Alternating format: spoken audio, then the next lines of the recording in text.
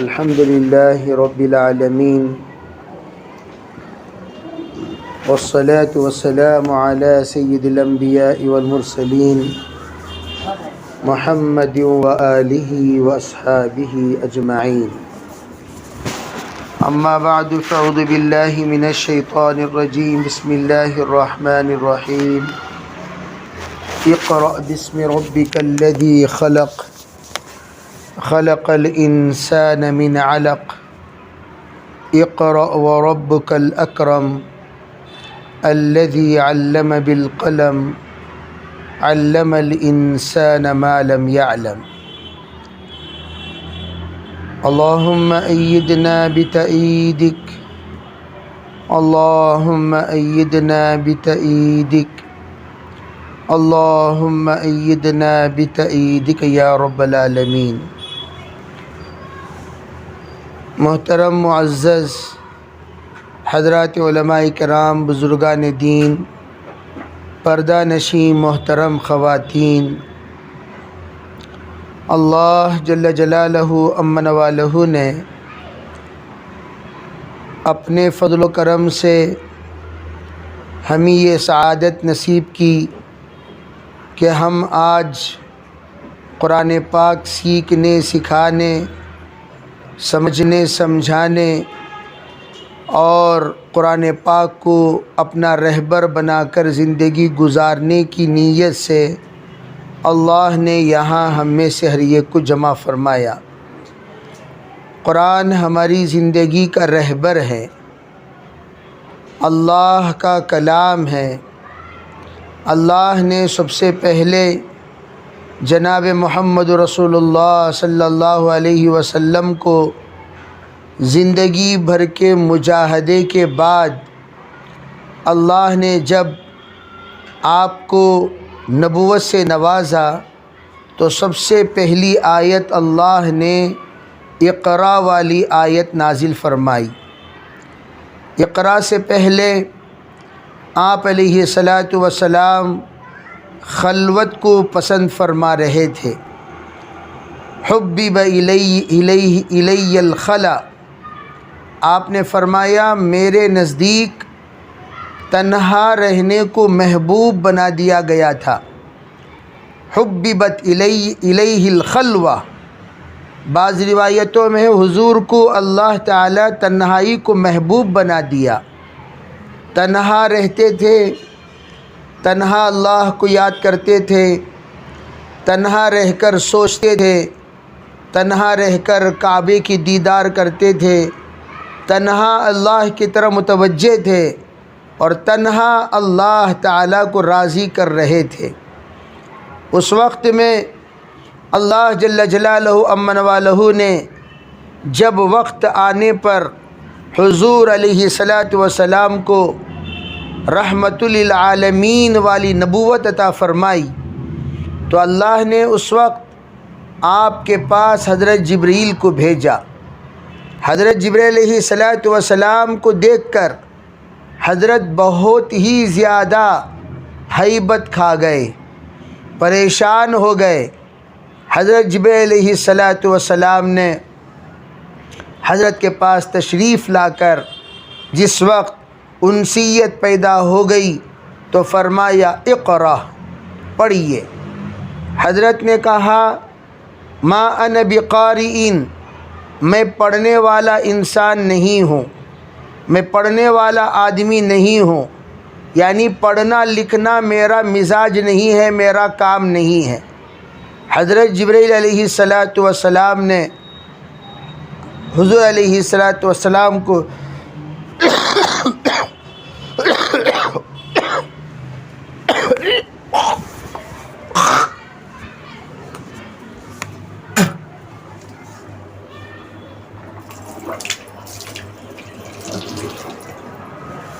بھینچا ہے، یعنی آپ کو جس وقت میں معانقہ کیا اور اتنا معانقہ کیا یہ ایک پھسلی دوسری پھسلی کے اندر گھس گئی، اس طرح کا معانقہ کیا. پھر کیا ہوا، چھوڑ کر پھر کہا اب پڑھیے. فرمایا اب بھی میں پڑھ نہیں سکتا۔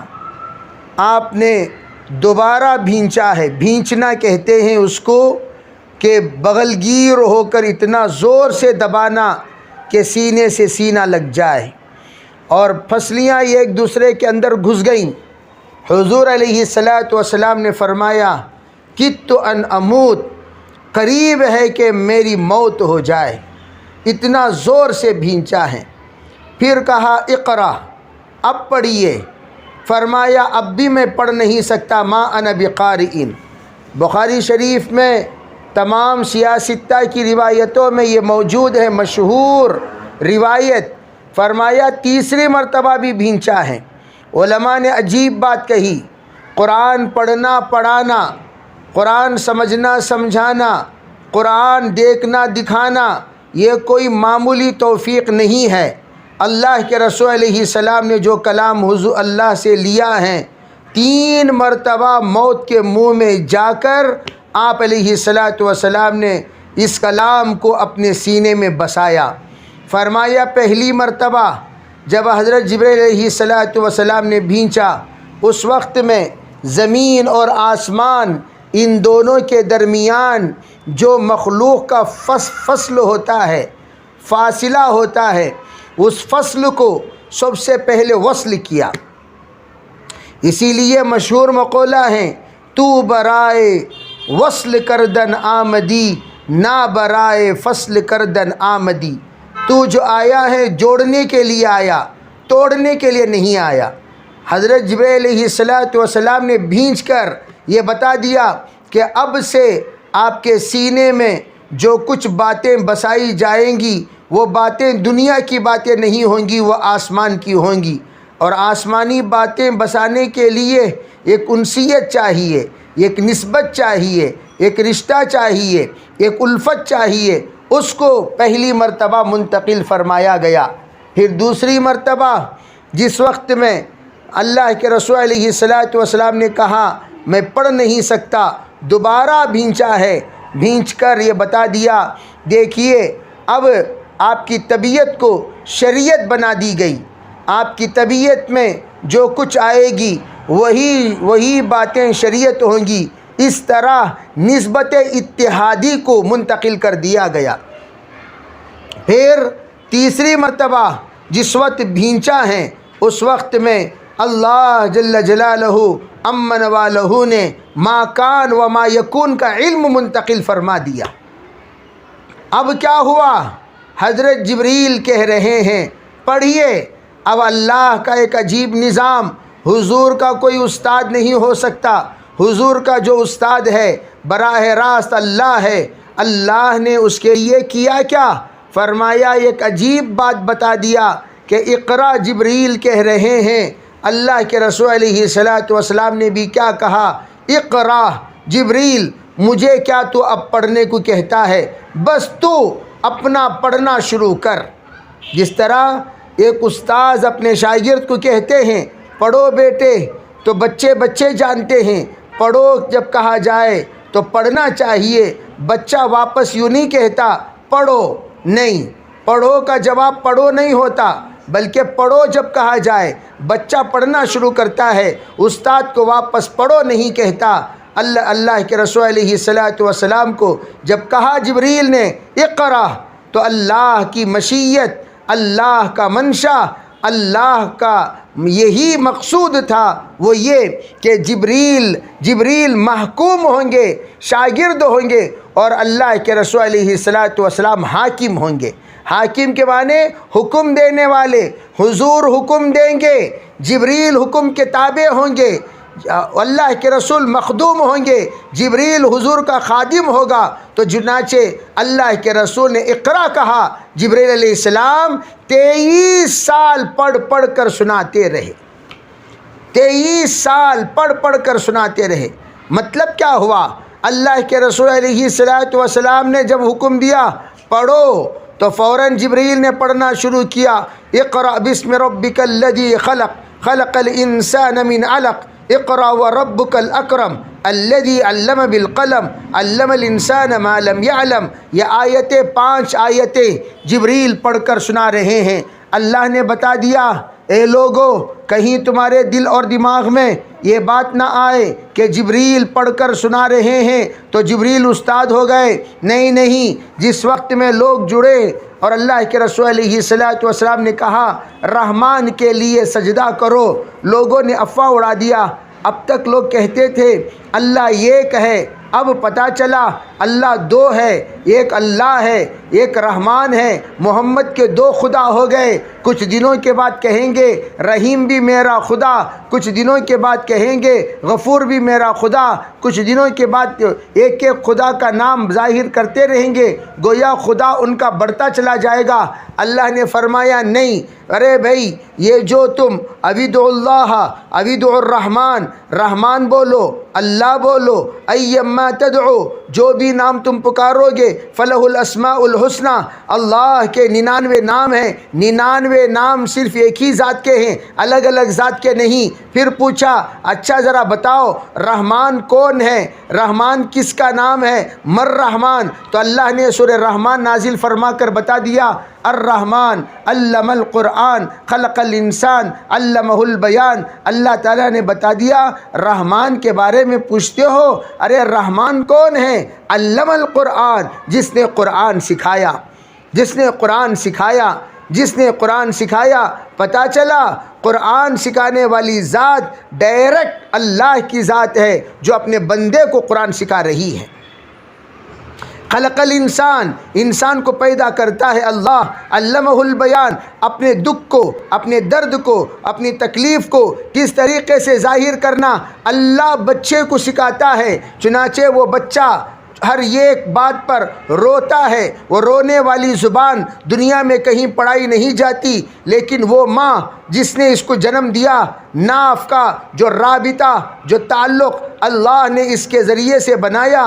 فرمایا اللہ نے وہ زبان جو بچہ بول رہا ہے رونے کے ذریعے سے وہ ماں کو سمجھ میں آ رہی ہے، حالانکہ وہاں ماں کی ماں بھی ہے، ماں کی ماں کی ماں بھی ہے، اور وہاں پر پرانی ماں ہے، وہاں پر بڑی ماں ہے، وہاں پر چھوٹی ماں ہے، وہاں پر کئی بچوں کی ماں ہے، لیکن اسے وہ جملہ سمجھ میں نہیں آ رہا ہے. لیکن اللہ آج بچے کو جنم دی ہوئی ماں سمجھ رہی ہے. بچہ رو رہا ہے بھوک سے، بچہ رو رہا ہے پیاس سے، بچہ رو رہا ہے مچھر سے، بچہ رو رہا ہے گرمی سے سردی سے، بچہ رو رہا ہے وہ مختلف تکلیفوں سے. سب کچھ بھوک کی بات بھی ماں جان لیتی ہیں. تو اللہ تعالیٰ بتاتے ہیں کہ اللہ جو وہ اللہ ہے جس نے انسان کو پیدا بھی کیا، اور اللہ رب العزت نے انسان کو زبان بھی سکھایا، اور وہ زبان صرف اسے نہیں سکھایا بلکہ اللہ جل جلالہ امن والہ نے اس کی ماں کو بھی سکھا دیا. یہ رونے کا مطلب کیا ہے، یہ رونے کا مطلب کیا ہے، یہ رونے کا مطلب کیا ہے. الگ الگ قسم کے تکلیفوں کا رونا ایک ہی نظر آ رہا ہے لیکن اس کا معنی الگ الگ ہے. خیر، اللہ تعالیٰ قدرت کو بتانا چاہتے ہیں.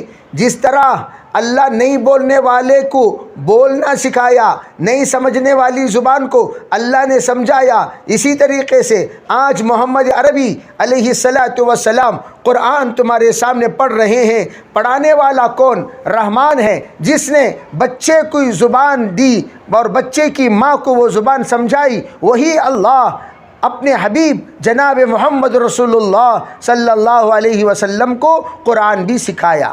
بہرحال اللہ تعالیٰ قرآن سکھاتے ہیں، اسی لیے کہا جاتا ہے قرآن سیکھنے سے پہلے بسم اللہ الرحمن الرحیم، رحمان کا نام لیا کرو، رحیم کا نام لیا کرو، تاکہ اللہ کے سامنے یہ تم کہو کہ یا اللہ تو رحمان ہے. جس طرح تو نے علم القرآن، تو نے قرآن سکھایا، اسی طریقے سے اے رحمان تو ہمیں بھی قرآن سکھا دے.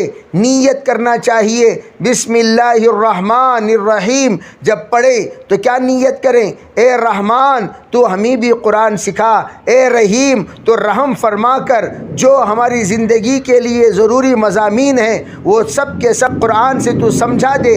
اللہ سے جب نیت کرتے ہوئے کوئی بندہ الرحمن الرحیم پڑھتا ہے اللہ ضرور اسے قرآن پاک سکھائے گا. الحمدللہ اسی نیت سے ہم میں سے ہر ایک یہاں جڑے ہوئے ہیں تاکہ اللہ ہمیں قرآن سکھائے، قرآن سمجھائے۔ قرآن کو کوئی معمولی چیز نہ سمجھو، قرآن ہر چیز کو بیان کرتا ہے۔ کل شیء فی القرآن لیکن تقاصرت منہ افہام الرجال، شاعر کہتا ہے ہر چیز قرآن میں موجود ہے لیکن انسان کی عقلیں قاصر ہیں اس قرآن کے مضامین کو سمجھنے سے۔ جس وقت یہ بات کہی گئی ہر چیز قرآن میں موجود ہے، الحمدللہ آج بھی قرآن میں سب کچھ موجود ہے۔ کسی نے کہا پلین کا، کسی نے کہا ہیلی کاپٹر کا، کسی نے کہا کمپیوٹر کا، کہاں ہے قرآن پاک میں ذکر؟ لوگ آتے ہیں پوچھتے ہیں، بعض لوگ ہوتے ہیں چھتری دماغ والے، ان کا دماغ اسی طریقے کا سوال پیدا کرتا ہے۔ تو وَنَخْلُقُ مَا لَا تَعْلَمُونَ قرآن پاک میں آیت ہے، اللہ تعالیٰ فرماتے ہیں ہم ایسی ایسی چیزیں پیدا کریں گے جو تم جانتے بھی نہیں ہو۔ ارے بھی ایک زمانہ فلائٹ کون جانتا تھا؟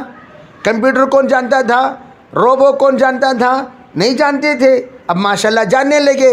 اور بھی بہت ساری چیزیں ہیں جو ہم نہیں جانتے، انشاءاللہ جاننے والے بن جائیں گے۔ قرآن نے ہول سیل کہہ دیا کہ وَنَخْلُقُ مَا لَا تَعْلَمُونَ، ہم ایسی ایسی چیزیں پیدا کریں گے جو تم خواب و خیال میں بھی سوچ نہیں سکتے۔ ایک نے آ کر کہا حضرت قرآن میں ہر چیز ہے بول رہی نا؟ جی ہاں، روٹی بنانے کا طریقہ بتا دیجئے، کیسا بنانا روٹی؟ حضرت نے نان بھائی کو بلایا اور بلا کر کہا اجی روٹی بنانے کا طریقہ کیا ہے بولو؟ اس نے کہا ہوٹل کے واسطے، گھر کے واسطے۔ کہا ہوٹل کے واسطے 1 کلو میں 20 روٹیاں بنتی اور گھر کے واسطے 1 کلو میں 14 روٹیاں بنتی، بنانے کا طریقہ یہ ہے، بتا دیا۔ کہا جا بھائی۔ کہا حضرت میں قرآن سے جواب پوچھا سو اس سے نہیں۔ تو کہا ارے بھئی قرآن پاک میں ایک آیت ہے فَاسْأَلُوا أَهْلَ الذِّكْرِ إِن كُنتُمْ لَا تَعْلَمُونَ، نہیں جانتے ہو جاننے والوں سے پوچھ لیا کرو۔ ہر چیز کا جواب قرآن پاک میں موجود ہے۔ بعض بیوقوف ہوتے ہیں، نادان، قرآن پاک کو الٹا سیدھا سمجھتے ہیں۔ ایک آدمی ہمیشہ اکیلا نماز پڑھتا تھا، اسے پوچھے کئی کو بات تو اکیلا نماز پڑھ رہا کی؟ وہ کہنے لگے نہیں قرآن پاک میں ہے۔ کہاں ہے قرآن پاک میں اکیلا نماز پڑھنا؟ ان صلاۃ تنہا، وہ کیا کہنے لگا؟ ان صلاۃ تنہا، قرآن پاک نماز تنہا پڑھو بول کو ہے نا قرآن پاک میں؟ ارے بے وقوف، ان صلاۃ تنہا سے مراد نماز روکتی ہے۔ تنہا کو تو اردو کا تنہا نہیں، وہ تنہا بولے تو عربی کا تنہا، انہیں سمجھ گیا تنہا تنہا نماز پڑھنا، اس لیے الگ الگ نماز پڑھ رہا۔ تو اس لیے قرآن پاک عربی زبان میں ہے، یہ سمجھے اچھی طرح، قرآن پاک عربی زبان میں ہے، اور عربی زبان 15 علوم کا نام ہے۔ اور قرآن پاک سمجھنے کے لیے وہ علماء جو 15 علوم کو جانتے ہیں ان علماء سے سمجھنا چاہیے۔ ڈائریکٹ قرآن پاک سمجھنا اس کو منع کیا گیا۔ کیوں؟ صحابہ اکرام اپنے زمانے میں قرآن پاک سمجھتے تھے، بے عربی زبان میں تھی، لیکن جس وقت میں حتیٰ یتبین والی آیت نازل ہوئی کہ بھئی اس وقت تک تم سحری کر سکتے ہو جب تک کہ خیط الابیض خیط الاسود سے جدا نہ ہو جائے۔ یعنی کیا مطلب؟ سفید دھاگا کالے دھاگے سے جب تک جدا نہ ہو تب تک سحری کر سکتے ہو۔ تو کیا کہ ایک صحابی 2 دھاگے تکیے کے نیچے رکھ لیے، کھانا کھاتے تھے اٹھا کر دیکھتے تھے، کھانا کھاتے تھے اٹھا کر دیکھتے تھے، کھانا کھاتے تھے اٹھا کر دیکھتے تھے، جب 2 دھاگے جدا ہو گئے تب ان کی سحری رکتی تھی۔ حضور سے جا کر کہا تو آپ علیہ السلام نے مسکرایا، کہا ارے اللہ کے بندے، یہ خیط الابیض خیط الاسود سے مراد کالا دھاگا سفید دھاگا نہیں، اس سے مراد کیا ہے؟ اس سے مراد اصل میں صبح صادق ہے، رات اور دن مراد ہے۔ جب رات جدا ہو دن جدا ہو، رات سے دن نکلے، یولج اللیل والنہار تولج النہار فی اللیل وتخرج الحی من الاموات، اللہ تعالیٰ کی ذات ہے۔ اللہ تعالیٰ کی ذات کس کو کہتے ہیں؟ رات سے دن کو نکالتی ہے اور دن سے رات کو جدا کرتی ہے، وہ تو اللہ کی ذات ہے۔ قل اللہم مالک الملک تؤتی الملک ممن تشاء وتنزع الملک ممن تشاء وتعز من تشاء وتذل من تشاء بیدک الخیر انک علی کل شیء قدیر۔ اسی آیت میں اللہ نے صبح و شام کا بھی ذکر فرمایا۔ تو میں یہ عرض کر رہا تھا، صحابی کو بتایا گیا بیٹا اس سے مراد سفید اور کالا دھاگا نہیں ہے، صبح صادق اور رات مراد ہے یہاں۔ تب جا کر صحابی کو سمجھ میں آیا۔ تو اسی طرح بہت ساری آیتیں ہیں، صحابہ کو سمجھانا پڑا۔ اللہ کے رسول علیہ الصلوۃ والسلام سے پوچھا گیا، حضور یومئذ تحدث اخبارہا بان ربک اوحی لہا، اس کا کیا معنی؟ اللہ کے رسول علیہ السلام نے فرمایا، ارے بھئی جو شخص جہاں پر گناہ کرتا ہے وہ حشر کے میدان میں وہ زمین آ کر گواہی دے گی، یہ ہے مطلب اس کا۔ تو میں یہ عرض کرنا چاہتا ہوں، قرآن سمجھنا، لیکن کس سے سمجھنا؟ حسن بصری فرماتے ہیں، فانظروا امن تاخذون دینکم، جب تم قرآن پاک سمجھنے کے لیے بیٹھو، حدیث پاک سننے کے لیے بیٹھو، دین سیکھنے کے لیے بیٹھو، کس سے تم سیکھ رہے ہو، کس سے تم سمجھ رہے ہو؟ ایک مرتبہ دیکھ لیا کرو ان کے علم کا معیار کیا ہے، ان کے علم کا درجہ کیا ہے، ان کا علم کتنا مضبوط ہے، یہ کون سے عقیدے والے ہیں۔ سوچ سمجھ کے سمجھنا، سمجھ کے سمجھو، سمجھنا بھی ایک سمجھ ہے، یہ فرمایا۔ سمجھ کے نہ سمجھے وہ میری سمجھ میں نہ سمجھ ہے۔ کیا مطلب؟ قرآن پاک سمجھنے کے لیے سمجھداروں سے سمجھنا چاہیے، بار بار تب جا کر قرآن سمجھ میں آتا ہے، ایسے ہی نہیں۔ قرآن پاک ایک من علم راہ 10 من عقل باشد، علم سیکھنے کے لیے 10 گنا عقل چاہیے۔ اسی لیے کہا گیا قرآن کی آیتوں میں ٹکراؤ نظر آئے گا، حدیثوں میں ٹکراؤ نظر آئے گا، لیکن حضرت رشید احمد صاحب گنگوئی رحمۃ اللہ علیہ فرماتے ہیں جس کا علم کامل ہوتا ہے اسے کبھی قرآن و حدیث میں ٹکراؤ نظر نہیں آئے گا۔ کیوں؟ اس لیے فرمایا قرآن کا علم اللہ سے اترا ہے، حدیث بھی اللہ سے اتری ہے۔ فرمایا ایک ہی جگہ سے اتری ہوئی 2 چیزیں کبھی ٹکرا نہیں سکتی۔ وما ينطق عن الهوى ان هو الا وحی یوحی، قرآن بھی وحی ہے۔ فرمایا قل انما انا بشر مثلکم یوحی الی، اللہ کے رسول فرماتے ہیں ارے بھئی میرے تمہارے میں فرق کیا ہے؟ بس میری طرف وحی نازل ہوتی ہے۔ اور اللہ کے رسول علیہ السلام کی باتیں کیا ہیں؟ اللہ کے رسول صلی اللہ علیہ وسلم کی باتوں کے بارے میں قرآن کہتا ہے کہ آپ اپنی طرف سے بات نہیں کرتے، جو بھی کرتے وہی ہوتی ہے۔ گویا وہی، حدیث بھی وہی ہے، قرآن بھی وہی ہے، اللہ کے طرف سے حدیث بھی اتری، قرآن بھی اترا، دونوں میں فرق کیا؟ قرآن وحی مطلوع ہے جس کی تلاوت کی جائے گی، اور حدیث وحی غیر مطلوع ہے اس کی تلاوت نہیں کی جائے گی، اس پر عمل کیا جائے گا۔ اس کا حکم اللہ نے کیا دیا؟ ما آتاکم الرسول فخذوہ وما نہاکم عنہ فانتہوا، اے لوگو اللہ کے رسول جو بھی قرآن پاک کی تشریح کے سلسلے میں فرمائے وہ تم لوگ سنا کرو، جو جس سے آپ روکے اسے رک جایا کرو۔ پتہ چلا قرآن پاک کی تشریح کیا ہے؟ قرآن پاک کی تشریح حدیث ہے۔ اسی لیے تمام علماء متفق ہیں اس بات پر سب سے زیادہ بہترین تفسیر کون سی ہے؟ فرمایا اصح التفسیر فی التفاسیر، تفسیر ابن الکثیر۔ فرمایا تمام تفسیروں میں بہترین تفسیر کون سی ہے؟ تفسیر ابن کثیر ہیں۔ کیوں؟ اس لیے کہ اللہ کا کلام کو حدیث پاک سے تفسیر کیا گیا۔ بلکہ میں تو یوں کہوں کہ بھئی بخاری شریف کیا ہے؟ قرآن پاک کی تفسیر ہے۔ حضرت امام بخاری رحمۃ اللہ علیہ جو بھی باب شروع کرتے ہیں سب سے پہلے آیت لاتے ہیں، بعد میں حدیث لاتے ہیں۔ حضرت نے بتا دیا کہ بھئی حدیث کوئی الگ چیز نہیں ہے، قرآن ہی کی تشریح ہے، قرآن ہی کی تفسیر ہے۔ تو اس لیے کہا کہ ہر وہ مفسر جو قرآن کی تفسیر حدیث سے بیان نہیں کرتا وہ ناقص مفسر ہے۔ تفسیر کا اعلیٰ درجہ القرآن یفسر بعضہ بعضا، قرآن خود اپنی تفسیر خود بیان کرتا ہے۔ یہ بات ذرا توجہ سے سمجھنا، قرآن خود اپنی تفسیر خود بیان کرتا ہے۔ جیسے مثال کے طور پر ہم نے دعا کی انعمت علیہم غیر المغضوب علیہم ولا الضالین، ہم نے کہا یا اللہ ہمیں وہ راستہ دے جو راستہ تیرے انعام شدہ بندوں کا ہے، تیرے انعام شدہ بندوں کا ہے، وہ راستہ تو ہمیں عطا فرما۔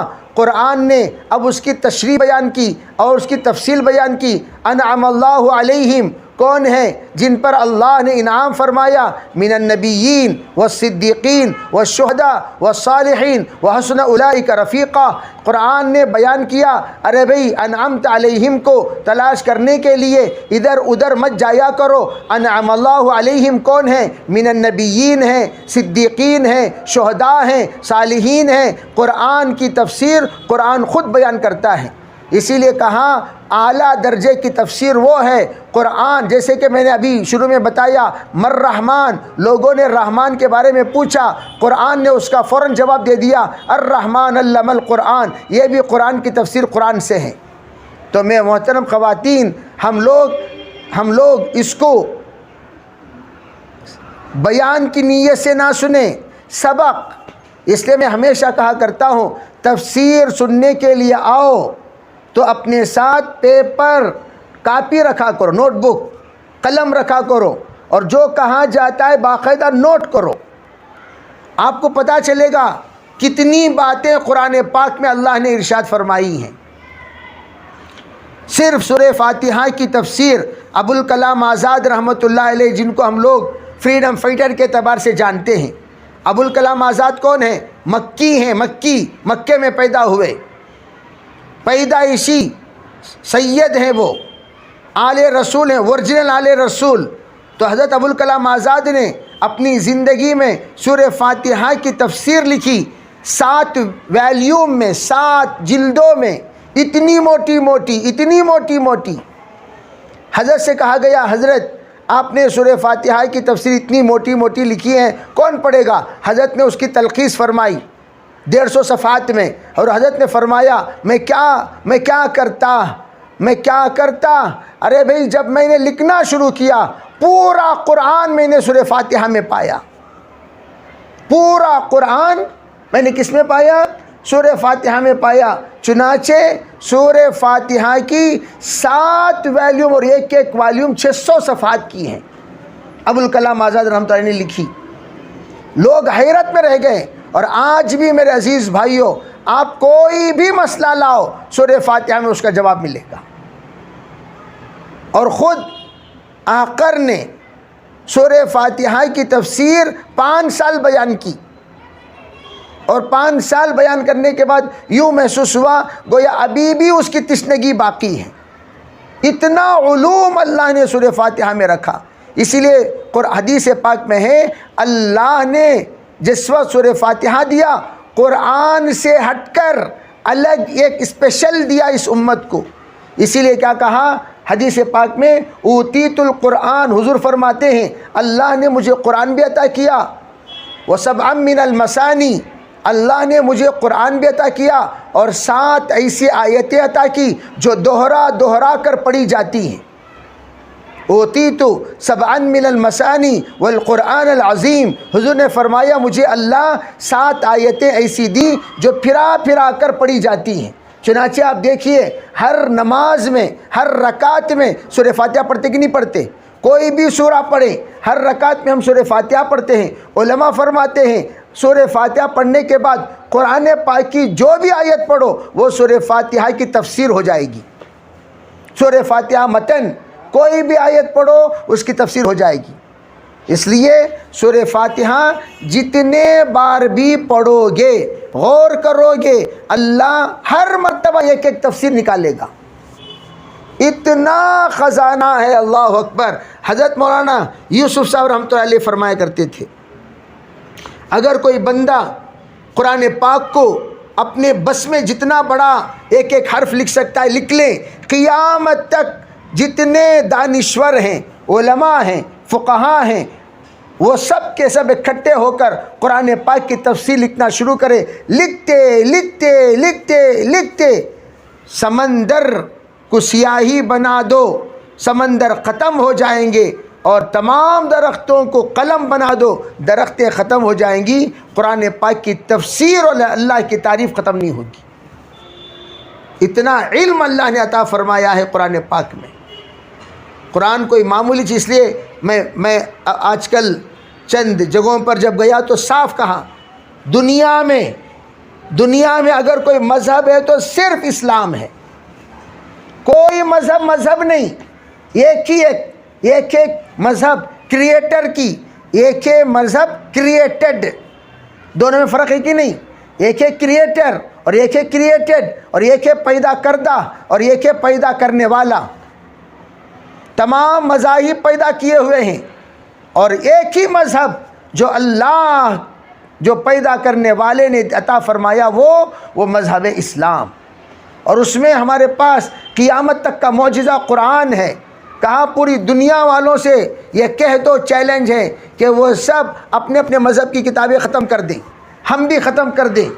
100 سال کے بعد، 200 سال کے بعد، 400 سال کے بعد، 500 سال کے بعد سب کو کہو، وہ تو بہت دور کی بات ہو گئی، 10 سال کے بعد کہو یا 1 سال کے بعد کہو، تم اپنی اپنی کتابیں لکھو۔ کوئی بھی اپنی ایک تھوڑی سی کتاب نہیں لکھ سکتا، لیکن قرآن 100 نہیں، 200 نہیں، 1000 سال بعد بھی پھر زندہ ہو جائے گا، 1000 سال بعد بھی زندہ ہو جائے گا، چاہے ایک بھی کتاب دنیا میں نہ رہے۔ کیوں؟ اِنَّا نَحْنُ نَزَّلْنَا الذِّكْرَ وَإِنَّا لَهُ لَحَافِظُونَ۔ اللہ نے حفاظت کی ذمہ داری لی ہے، جس کی ذمہ داری اللہ لے لیا ہو دنیا میں کوئی مٹا سکتا ہے بھائی؟ لوگ ایک دو نسخے جلا کر بڑے خوش ہو جاتے ہیں، نور خدا ہے کفر کی حلقت پہ خندہ زن، پھوکوں سے یہ چراغ بجھایا نہ جائے گا۔ اللہ تعالیٰ کافروں کی حرکت پر ہنس رہا ہے۔ کس بات پر ہنس رہا ہے؟ کہ یہ خدا کا نور یہ پھونکوں سے بجھایا نہیں جا سکتا۔ وہ کلام کی آج ہم نے ماشاءاللہ تفسیر سننے کی نیت سے جڑے ہوئے ہیں۔ اب میں کیا کہوں، تفسیر پر کیا کہوں؟ ارے بھئی تفسیر ایک ایسی نعمت ہے، اللہ نے تمہیں قبول کر لیا۔ الحشر کے میدان میں اللہ کے رسول علیہ السلام اس امت کی کوئی شکایت نہیں کریں گے، اگر کریں گے تو صرف ایک ہی شکایت کریں گے اس امت کی، وہ کہ اے اللہ یہ میری قوم میرے قرآن کو چھوڑ کر زندگی گزاری، یہ میرے قرآن کو چھوڑ کر زندگی گزاری۔ اللہ کے رسول علیہ السلام یہ شکایت کریں گے حشر کے میدان میں، اس لیے کہا کہ وہ شکایت سے اپنے آپ کو بچنے کے لیے کیا کرو؟ وہ بچنے کے لیے ایک ہی کام، وہ یہ ہے کہ تم ان تمام اللہ کے رسول علیہ السلام کے دیے ہوئے پیغامات کو اپنی زندگی میں لاؤ۔ دیکھیے اللہ کے رسول علیہ السلام کی شکایت اللہ نے نقل فرمایا۔ اللہ کے رسول شکایت کہیں گے، یوں فرمائیں گے، اے میرے اللہ یہ قرآن پاک کو چھوڑ کر زندگی گزارنے والی یہ جماعت، اس کی میں شفاعت کروں؟ ہرگز نہیں، ہرگز نہیں۔ اللہ کے رسول علیہ السلام اس قوم کی شفاعت ہرگز نہیں کریں گے جو قرآن پاک کو چھوڑ کر زندگی گزار رہی ہے۔ اس لیے محترم خواتین، میں یہ عرض کرنا چاہتا ہوں، الحمدللہ اللہ تعالیٰ نے ایک موقع عنایت فرمایا، اس موقع کو غنیمت سمجھو، پابندی کے ساتھ آیا کریں اور سورہ فاتحہ سے قرآن پاک سیکھا کریں، قرآن پاک سمجھا کریں، کو جو بھی اونچ نیچ ہو جائے اس اونچ نیچ کو ہم برداشت کریں۔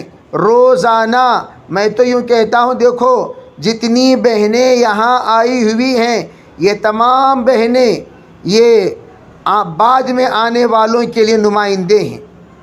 یہ صاف صاف اس بات کو ذہن میں رکھ لیں کہ اللہ رب العزت ہم میں سے ہر ایک کو جو قبول فرمایا وہ آخرت میں اللہ کے رسول علیہ السلام کی شکایت سے بچنے اور بچانے کے لیے اللہ نے ہمیں قبول فرمایا۔ اس لیے ہم اللہ کے سامنے شکر گزار بھی ہوں۔ ماشاءاللہ پہلی جماعت میں اللہ نے ہمیں شامل فرمایا۔ اور دوسری بات ہم کیا کریں؟ دوسری بات ہم لوگ اس کو نوٹ کریں، ہم لوگ اس کو نوٹ کریں، اور نوٹ کرنے کے بعد اللہ رب العزت کے سامنے دعا بھی کریں، یا اللہ ہمیں یہ باتیں سمجھا دیجئے، ذہن نشیں کر دیجئے، ہمیں اس پر عمل کرنے کی توفیق کر دیجئے۔ اس لیے حضرت مولانا یوسف رحمۃ اللہ ایک بات فرمایا کرتے تھے، جو لوگ قرآن سے جڑتے ہیں وہ ہمیشہ ہمیشہ جڑے رہتے ہیں، جو لوگ بندوں سے جڑتے ہیں بندے چلے جانے پر یہ بھی چلے جائیں گے۔ اس لیے حضرت ہمیشہ کہا کرتے تھے اللہ سے جوڑو، اللہ کے کلام سے جوڑو، اللہ سے جوڑو، اللہ کے کلام سے جوڑو۔ اللہ ہمیشہ ہمیشہ رہے گا، حی قیوم لا یموت، اللہ کا کلام ہمیشہ ہمیشہ رہے گا کہ انا نحن نزلنا الذکر وانا لہ لحافظون۔ اس لیے اللہ سے جڑنا، اللہ کے کلام سے جڑنا، اور اسی کا قرآن نے حکم بھی دیا وَاعْتَصِمُوا بِحَبْلِ اللَّهِ جَمِيعًا، اے لوگو سب کے سب اللہ کی رسی کو مضبوطی سے تھام لو۔ عجیب بات کہا، رسی کیوں کہا؟ عربی ستون کہتے ہیں، ستون کو مضبوطی سے تھام لو، فرمایا تمہارے تمام مسائل کا حل، جیسے رسی، آدمی دلدل میں پھنس گیا، گمراہی میں پھنس گیا، بوڑی میں پھنس گیا، تالاب میں پھنس گیا، سمندر میں پھنس گیا، کیا ڈالتے ہیں؟ رسی ڈالتے ہیں، ستون ڈالتے ہیں، کھمبے ڈالتے ہیں، عربی رسی ڈالتے ہیں، رسی ڈال کر کھینچتے ہیں۔ تو رسی تمام جتنی تکلیفیں ہیں، پھنسنے کی جگہ ہیں، ان سب سے، اب گاڑی بھی پھنس جائے تو کیا ڈال کر کھینچتے ہیں؟ رسی ڈال کر کھینچتے ہیں۔ تو حبل جو کہا گیا قرآن پاک میں، یہ بتانے کے لیے کہ گمراہی سے بچنے کا ایک ہی راستہ اللہ کا کلام کو مضبوطی سے تھامنا اور اللہ کے کلام کے مطابق چلنا۔ اللہ کا کلام کیا کہتا ہے؟ حدیث پاک میں حضور نے فرمایا لن تضلوا ما تمسکتم بہما، جب تک اللہ کا کلام، نبی علیہ الصلوۃ والسلام کی سنتوں کو تھامے رہو گے کبھی تم گمراہ نہیں ہو سکتے۔ تو آج اس چیز کی ضرورت ہے کہ دعوت، عجیب بات ہمارے اکابر فرماتے ہیں، دعوت میں بھی بصیرت حاصل کیا کرو، اور جو دعوت میں بصیرت والے ہیں وہ کبھی گمراہ نہیں ہو سکتے، جو دعوت میں بصیرت والے نہیں ہیں وہی گمراہ ہوتے ہیں۔ بصیرت کسے کہتے ہیں؟ قرآن و حدیث کو۔ دعوت کو ہم لوگ فرمایا سے نہ سمجھیں، قرآن سے سمجھیں، حدیث سے سمجھیں، تب جا کر کوئی بھی ہمیں گمراہ نہیں کر سکتا۔ اگر فرمایا سے سمجھے ہوئے ہیں، کوئی بھی فرمائے گا ہم اس کے پیچھے بھاگ جائیں گے۔ اسی لیے قرآن سے، حدیث سے، اور اسی لیے حضرت مولانا انعام صاحب رحمۃ اللہ فرمایا کرتے تھے، ارے بھئی اگر تم اپنے نسلوں میں دعوت کو باقی رکھنا چاہتے ہو، علماء پیدا کیا کرو۔ حضرت سے پوچھا گیا حضرت علماء کا کیا مطلب؟ فرمایا علماء خاندان میں پیدا ہوں گے تو وہ قرآن حدیث سے دعوت کو سمجھائیں گے، قرآن حدیث سے دعوت کو سمجھائیں گے، پھر تم کبھی گمراہ نہیں ہو سکتے۔ چنانچہ آج سب سے زیادہ محفوظ گجرات ہے۔ گجرات محفوظ کیوں ہے؟ پورے ہندوستان نہیں، پورے عالم میں سب سے زیادہ دعوت میں چلنے والے علماء گجرات کے ہیں۔ گجرات میں سب سے زیادہ علماء۔ مجھے تو بڑی خوشی ہوئی پالنپور کے علاقوں میں جب وقت لگا رہا تھا، ارے بھئی پوچھتے تھے کتنے مکان؟ 80، علماء کتنے؟ 100 مکان، 80 علماء 100 مکان، 300 علماء 500۔ اللہ اکبر۔ ہم گھٹا من گئے، وہاں جمعے کی نماز نہیں تھی، اور دیکھا تو ماشاءاللہ مجمع 800 علماء کرام۔ مفتی عبدالرزاق صاحب تھے، انتقال ہو گیا حضرت کا۔ حضرت ہمارے ساتھ 7 دن رہے۔ حضرت نے پوچھا کہ بھئی حضرت یہاں اتنے ماشاءاللہ جمعہ نہیں، فرمایا اصول شرع میں جو شرائط ہیں وہ شرائط نہیں ہیں، تو ہمارے یہاں متفقہ طور پر یہ طے کر لیا جب تک شرائط نہیں پائے جائیں گے جمعہ نہیں پڑھیں گے۔ پکے شرائط پر جمعہ اگر کہیں ہو رہی ہے پورے ہندوستان میں تو وہ صرف اور صرف ہم پالنپور ڈسٹرکٹ کہہ سکتے ہیں۔ شرائط جمعہ کا پورا لحاظ، ورنہ میرے عزیز بھائیو یہاں تو 4 مچھراں کو رکھ لے کو بھی جمعہ پڑھاتی، 4 ساڑھے 4 آدمیاں رہتی، جمعہ کی نماز ہوتی رہتی۔ جہاں پر جمعہ ہی نہیں وہاں تو ظہر پڑھنا چاہیے، یہاں تو ہر کس و ناقص ہر قریہ میں جمعہ کی نماز۔ الغرض بہرحال اللہ تعالیٰ انشاءاللہ ہمارے تمام خواتین کو بھی قبول فرمائے، بڑے طلب اور تڑپ کے ساتھ تشریف لائی ہوئی ہیں۔ یہ تو ابتدائے عشق ہے، روتا ہے کیا، آگے آگے دیکھ ہوتا ہے کیا۔ ارے بھئی آج تو بسم اللہ ہے، اس لیے قرآن سے متعلق، قرآن گمراہی سے بچنے کا سب سے بڑا ذریعہ اللہ نے ہمیں عطا فرمایا، ہی حبل اللہ المتین، فہوا حبل اللہ المتین، اللہ کا مضبوط رسی ہے، جو اللہ کی رسی ہے جو اللہ نے ہمیں عطا کی ہے۔ الحمدللہ خوش نصیب ہیں تمام جو بھی جس مکان میں بھی ماشاءاللہ یہ سعادت نصیب ہوئی ہے، وہ بھی خوش نصیب، اہل مکان بھی خوش نصیب اور اہل شرکا بھی خوش نصیب۔ سب کو میں اس وقت میں یہ کہوں گا کہ اس وقت ہم لوگ ایک مرتبہ بسم اللہ پڑھ لیں، قرآن پاک کی وہ آیتیں جس کے ذریعے سے ہم انشاءاللہ تفسیر شروع کریں گے، وہ آیتیں آپ کے سامنے پڑھا دی جائیں گی تاکہ ہماری بسم اللہ خوانی ہو جائے، اور پابندی کے ساتھ جب بھی جمعہ کو مہینے میں ایک جمعہ انشاءاللہ تفسیر کی مجلس ہوگی، پہلے جمعے میں انشاءاللہ تفسیر کی مجلس ہوگی، اور اس پہلے جمعے میں آپ سے ایک گزارش ہے کہ تمام خواتین کے سوالات، یہ ڈاؤٹس کلیئر کرنا بہت ضروری ہے۔ جتنے بہنیں آئی ہوئی ہیں ان سب کے دماغوں میں کچھ نہ کچھ ڈاؤٹس ہوتی ہیں۔ مسائل الخواتین، تو مسائل الخواتین یہ جب بھی آپ یہاں مدرسے کو آتی ہیں جمع کریں، روزانہ تو آتی ہی ہیں، جو بھی ڈاؤٹس ہو کیا کرتے رہو، جمع کرو، تاکہ مفتی صاحب کے پاس وہ چٹھیاں سب جمع ہو جائیں۔ جس وقت تفسیر ہو انشاءاللہ آدھا گھنٹہ پونا گھنٹہ تفسیر ہوگی، پھر جو بھی مفتی صاحب آئیں گے وہ آپ کے ڈاؤٹس کلیئر کریں گے، آپ کے ڈاؤٹس انشاءاللہ کلیئر کریں گے، تاکہ آپ کے دل اور دماغ میں جو بھی ڈاؤٹس ہیں وہ سب کے سب صاف و شفاف ہو جائیں۔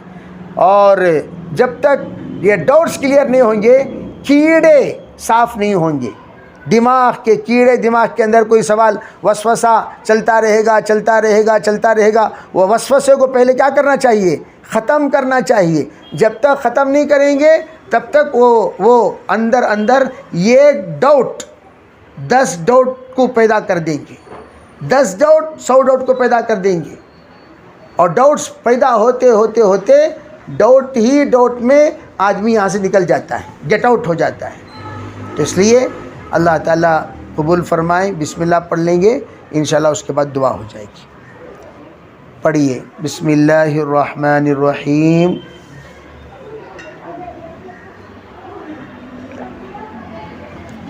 رب اشرح لی صدری ویسر لی امری واحلل عقدۃ من لسانی یفقہ قولی ربی زدنی علما وارزقنی فہما ربی یسر ولا تعسر وتمم بالخیر وبک نستعین یا فتاح یا فتاح یا فتاح۔